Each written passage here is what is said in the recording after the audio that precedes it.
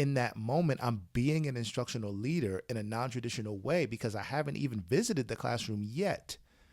However, we're having these conversations that are going to improve teacher practice, even if I didn't directly have that observation.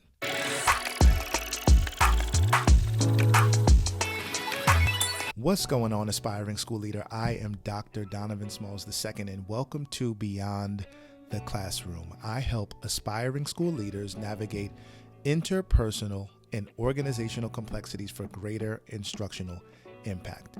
Now, today we are going to talk about 5 unexpected ways to be an instructional leader without constant classroom visits. Now, let's first preface this conversation by saying this concept is not a concept to substitute getting into classrooms. I am a firm believer that getting into classrooms and actually seeing what's going on is the best way to improve teacher practice and increase student achievement. I wholeheartedly believe that. However, as an aspiring school leader, not every culture that you go into is a culture of coaching, feedback, and continuous improvement.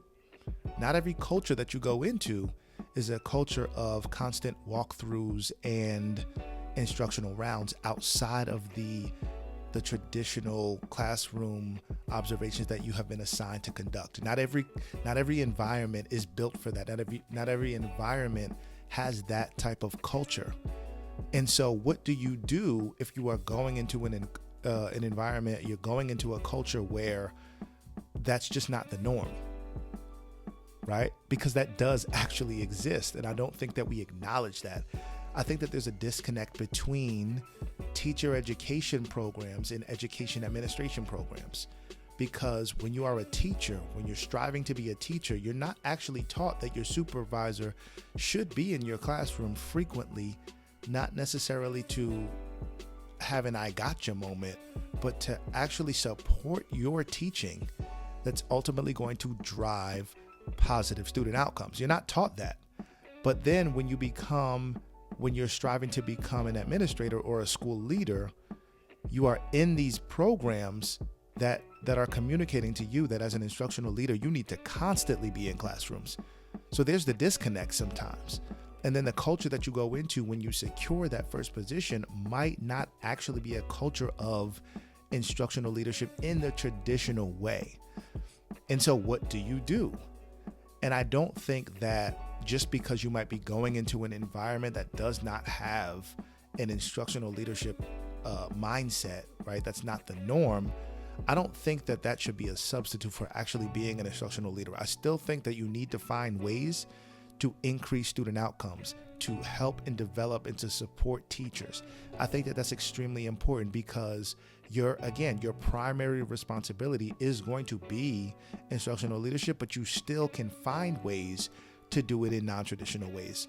So here are 5 unexpected ways to be an instructional leader without constant classroom visits. Number 1, engage in at least 2 instructional conversations with teachers each day.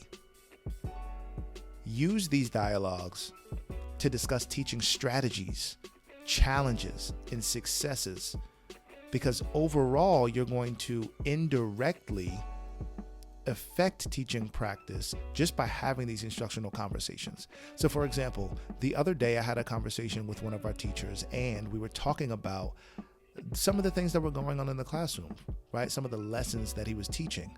And he explained to me some strategies, and then I was able to give some feedback. And then we kind of just went back and forth as it related to the instructional strategies that were working and how they could be further enhanced in the classroom, right? And so in that moment, I'm being an instructional leader in a non-traditional way because I haven't even visited the classroom yet. However, we're having these conversations that are going to improve teacher practice, even if I didn't directly have that observation. And this also opens the door to then come and see how the strategies that we talked about actually worked out and how we can adjust and how we can improve, right? So having an instructional conversation each day is definitely a way that you can be an instructional leader. Number 2, gather student feedback on instructional strategy. So again, just like you had an informal conversation with a teacher just by walking in the hallway, or during cafeteria duty, or when you're doing bus duty, whatever the case is, you can do the exact same thing with students, right? Because you can have an informal check-in with your students to see what instructional strategies they are benefiting from, and collect that data in an informal way.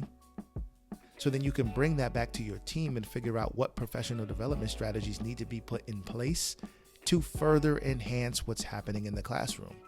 Again, another non-traditional way that you can be an instructional leader. You could also package this in a formal way, right? By let's put together a survey that you give to students talking about instructional strategies that they benefit from, what they actually are seeing that's increasing their desire to be in the classroom, right? Their desire to continue to learn, their appetite for learning and growth. You can put that in a survey. You could even do focus groups with students, right? You can randomly select students to then gather that feedback that's ultimately going to drive the professional development that you provide. All of that, again, is a non-traditional way, because you haven't been in the classroom, but you are having these conversations. You could even tie that to you could have an indirect conversation with a student, talk to some of the teachers about what the students are saying, and then go into the classroom, right, to see what's actually happening. So again, you're cultivating an environment of coaching, of feedback and instructional improvement, of constant improvement, by having indirect conversations with teachers, but then also students. Number 3, you can turnkey district or external trainings, right? So let's say you went to a workshop. Let's say you went to a district training. Whatever it is that you have learned, why don't you bring that back to your staff to then share that information, right? Those research-based strategies, so that you can then improve teacher practice. You might, let's say you don't have an opportunity to train the entire staff, right? But in your building exists teacher leaders, and your building exists team leaders. What you can do is, during one of their common planning periods, what you can do is call all of your teacher leaders to the conference room, and then teach them.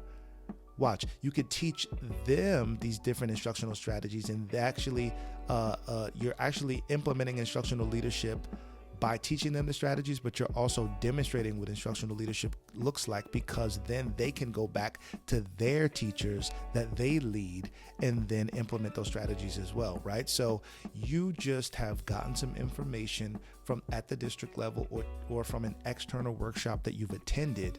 You've trained your teacher leaders in a small group setting, and then your teacher leaders can then go out and talk to their teachers, the teachers that are on their team, to train their teachers as well, right? So it's a trickle effect as it relates to instructional leadership. Again, a non-traditional way that you can continue to be an instructional leader.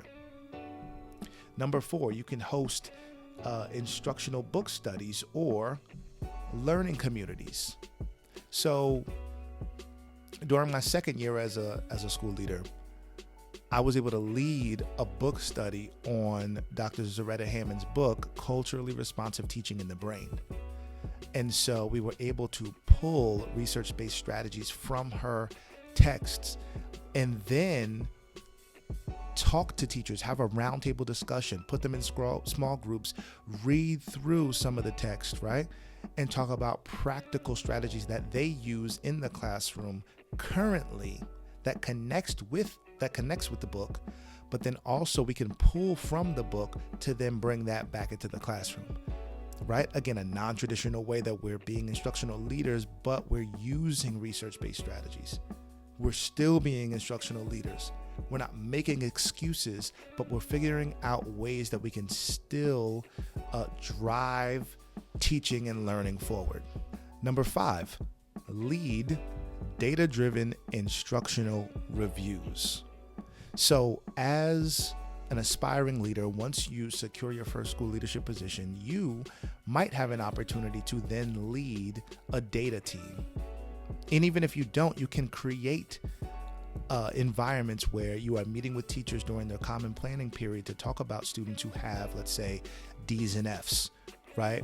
Let's talk about that. Let's unpack the data.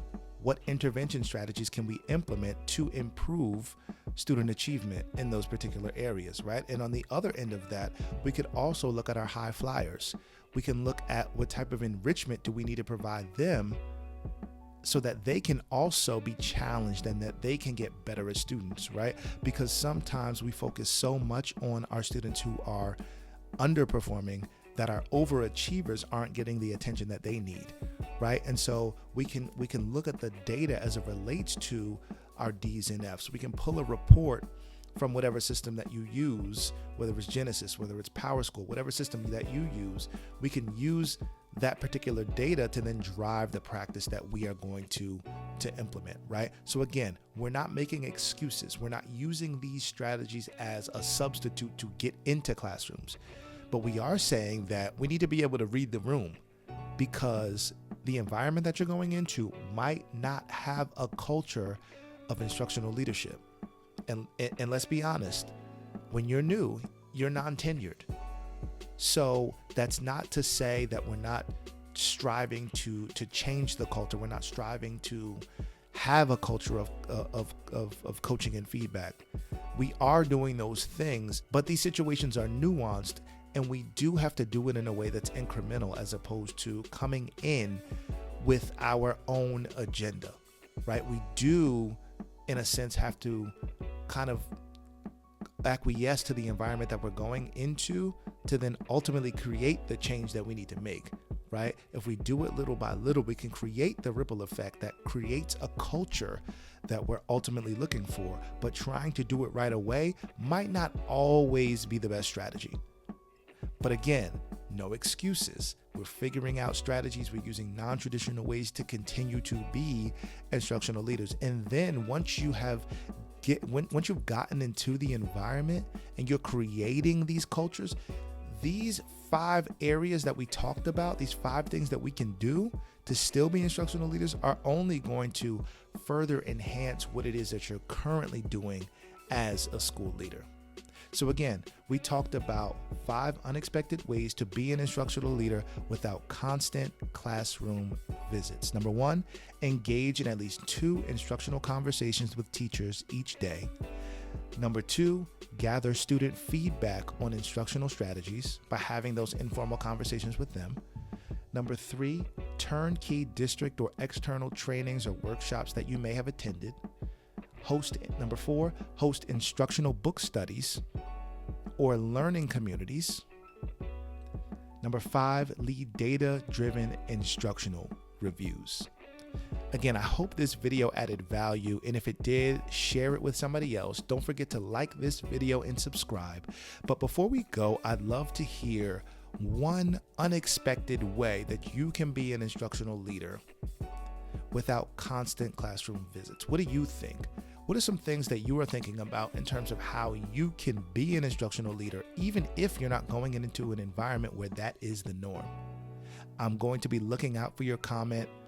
I hope, again, that you have a great week of teaching, leading, and learning. Take care.